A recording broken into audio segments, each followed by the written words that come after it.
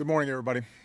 I want to say a few words about Hurricane Irene, urge Americans to take it seriously, and provide an overview of our ongoing federal preparations for what's likely to be an extremely dangerous and costly storm. I've just convened a conference call with senior members of my emergency response team and directed them to make sure that we are bringing all federal resources to bear and deploying them properly to cope not only with the storm but also its aftermath.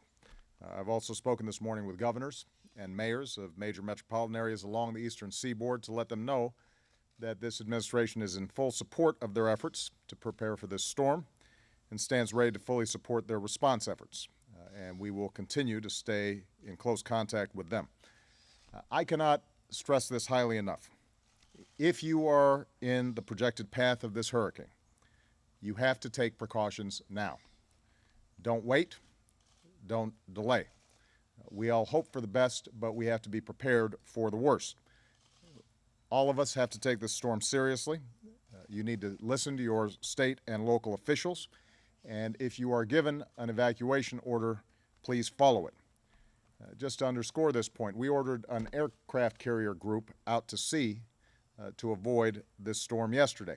So if you're in the way of this hurricane, you should be preparing now.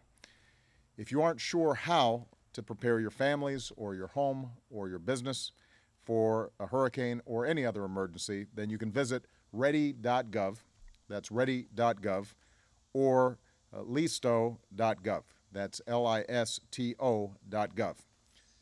Now, since last weekend, FEMA's been deploying its incident management assistance teams to staging areas and communities up and down the coast.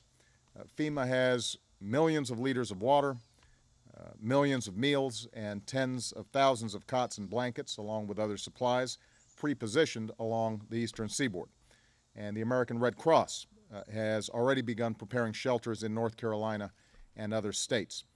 These resources are all being coordinated with our state and local partners, and they stand ready to be deployed as necessary. But again, if you are instructed to evacuate, please do so. It's going to take time for first responders to begin rescue operations and to get the resources we've pre-positioned to people in need.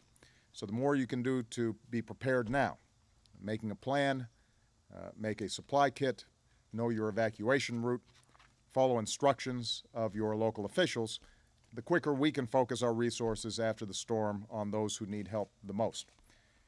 To sum up, all indications point to this being a historic hurricane. Although we can't predict with perfect certainty the impact of Irene over the next few days, the federal government has spent the better part of last week working closely with officials in communities that could be affected by this storm to see to it that we are prepared. So now's the time for residents of these communities in the hours that remain to do the same. And FEMA and Craig Fugate, the director of FEMA, will be keeping people closely posted in the next 24, 48 hours.